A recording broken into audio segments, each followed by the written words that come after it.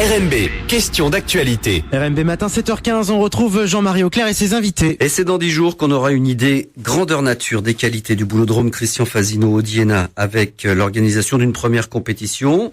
Et on en parle ce matin avec le président du comité de gestion du boulodrome, Jean-Pierre Rollin. Bonjour. Bonjour. Alors, le principe, c'est qu'il faut s'approcher du micro. Bonjour. Xavier Niffnegger, secrétaire du comité, bonjour. Bonjour. Et Christian Fasino, multititré mondial, joueur du siècle et Montluçonnet, bien sûr. Bonjour. Bonjour. Merci à tous les trois d'être avec nous. Alors, qui nous parle de cette première compétition du 30 avril? Je peux en parler. Monsieur le Président.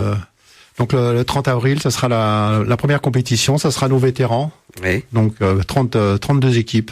Voilà, c'est championnat d'alliés. Pour le championnat d'alliés et après pour la qualification au championnat de France. Bien, première compétition, qui en appelle d'autres? Il y a déjà des dates dans le calendrier? Oui, tu peux parler, Xavier? Oui, alors il est prévu aussi un championnat de ligue dans le 24 mai, si je me souviens bien. Ouais. En fin d'année, on va voir une compétition du championnat des clubs féminins. Oui. Qui sera le jour de l'inauguration du boulodrome. C'est-à-dire le 30 novembre. 30 novembre. Et puis, il doit y avoir un championnat de France aussi. Et il y a quelque Alors, pour le championnat de France, ça sera l'année prochaine. Ouais. Ça sera le championnat de France des clubs. Alors, toute catégorie avec les jeunes, les seniors et les féminines. Bien, on aura l'occasion d'y revenir. En tout cas, ce championnat de l'allié vétéran, là, ça sera un bon premier test, évidemment, pour tester l'équipement, pour savoir ce que ça vaut grandeur nature, on l'a dit. Alors, allons-y. L'équipement, justement, ce boulodrome, en quelques chiffres significatifs.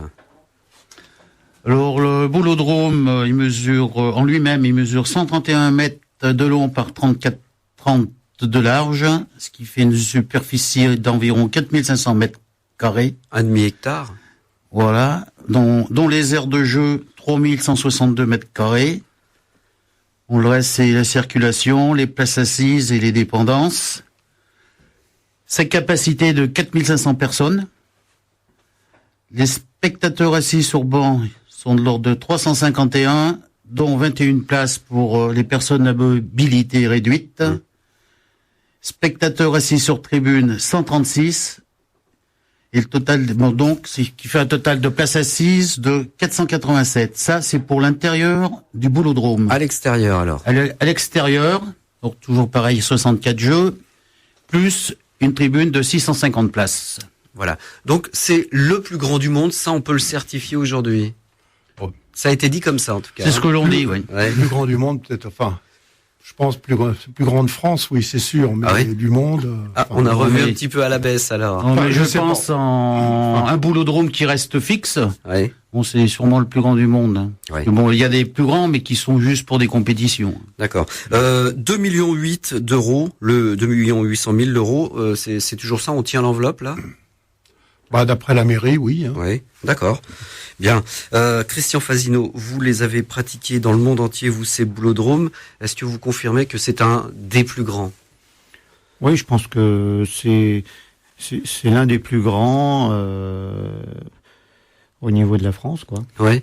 Bon, de la France, donc du coup, on revoit un petit peu. En même temps, c'est pas super grave. Disons que la France, c'est le principal grand monsieur, je dirais, de la pétanque. Donc à partir de là, quand on dit le plus grand de la France, c'est le plus grand du monde. Bien, voilà, tout est résumé. Voilà. Vous avez hâte d'y jouer, vous?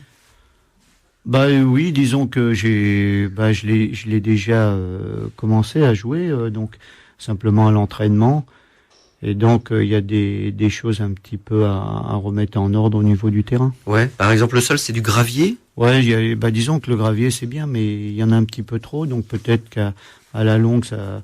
Il va se mettre plus technique, quoi, je dirais. Ouais, et puis il va se tasser peut-être à force de marcher dessus. Pas spécialement, étant donné que c'est un goudron, donc il va peut-être un peu se casser, mais je pense qu'il va être plus technique un peu plus tard. Se tasser, pas se casser, j'avais dit. Est-ce qu'on peut d'ores et déjà imaginer un championnat du monde ici?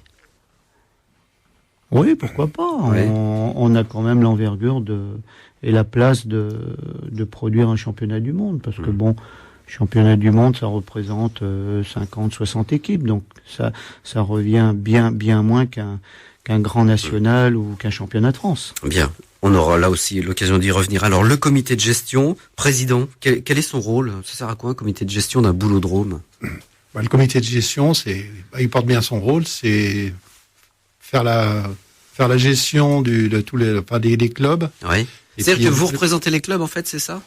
On représente pas les clubs. Disons qu'on va s'occuper de la gestion du boulodrome, c'est-à-dire que les clubs, il faudra qu'ils s'adressent à nous pour se servir du boulodrome. Vous serez le relais, en quelque sorte. On sera le relais, voilà. Voilà. Et disons que c'est à nous de faire fonctionner le boulodrome.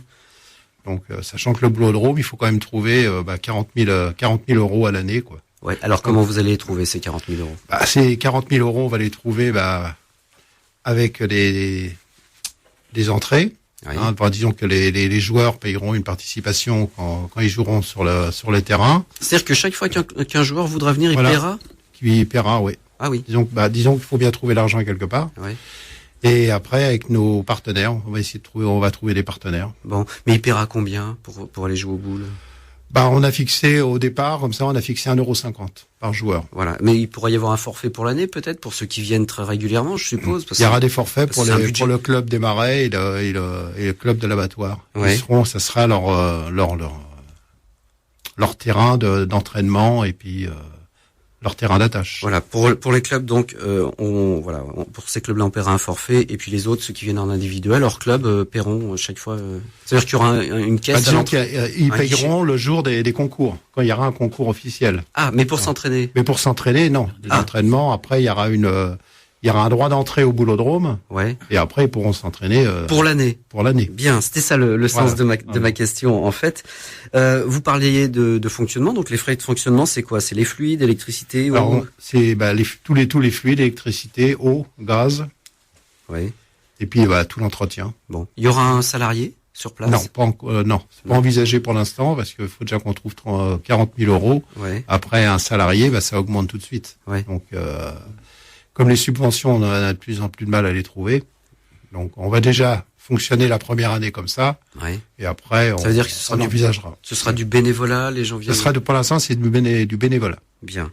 Le loyer, vous payez un loyer? Donc, on aura une redevance à payer à la mairie de 4 500 euros. Voilà. Et là encore, ce sont les clubs qui cotiseront en quelque sorte? C'est les 4 500 euros plus les fuites, ça sera les 1,50 € qu'on prendra à chaque compétition. Bien. Il y a combien de clubs sur la région? Sur la région, il y a 16 clubs. Bien. Et tous ne sont pas affiliés, entre guillemets? Pour l'instant, disons qu'il y en a que 8 qui sont affiliés.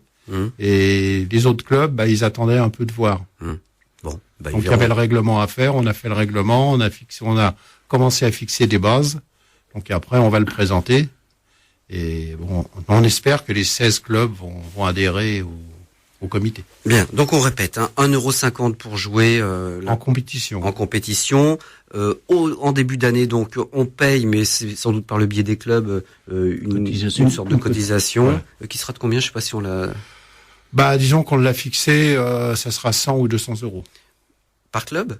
Par club. D'accord. C'est-à-dire que le club donne, admettons, 200 €. Ça veut dire que ce sont les joueurs qui auront abondé. Voilà. Et ils auront le droit, quand ils font une compétition, accès à tous les équipements du boulodrome. Bon. Vous en avez parlé au club déjà? Pour eux, ça leur convient? On a une première réunion qui est fixée le 23. Enfin, dans l'Assemblée Générale qui sera le jeudi 23, là. Cette semaine, donc. Cette semaine. Bien. Pour l'organisation des diverses compétitions, ça sera à la charge de qui? Tiens, si on organise un championnat de France, par exemple. Ça sera soit à la charge du comité ou à la charge d'un club. Bien.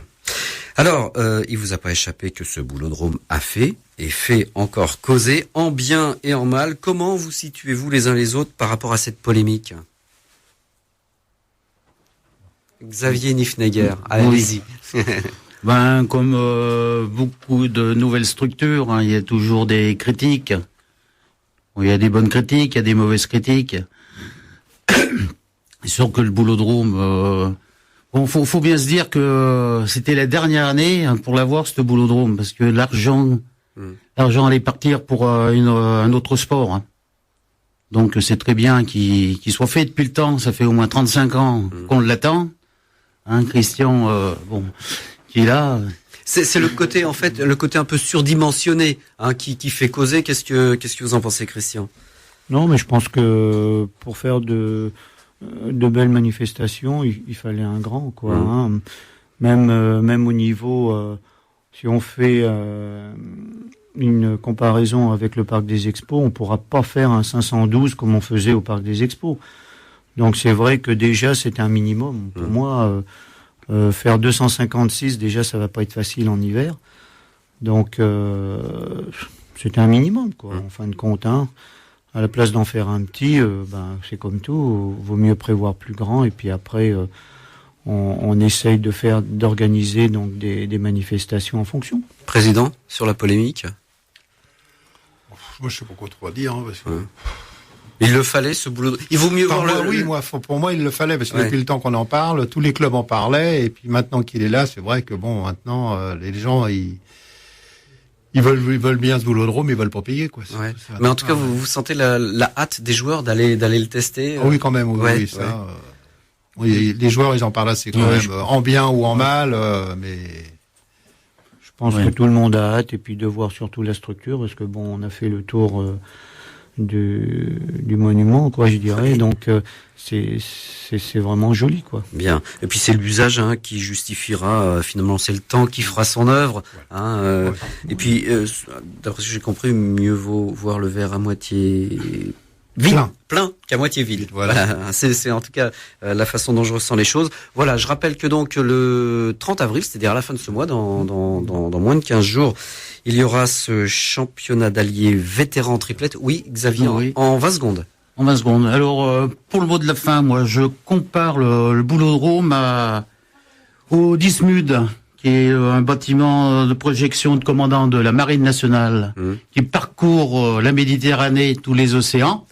Tandis que là, ça sera le monde, l'Europe, la France qui viendra à Molusson sur le boulodrome. Voilà, ce sera sur place et vous avez raison. Ce sera le mot de la fin. Messieurs, merci d'avoir été avec nous ce matin. RMB, question d'actualité.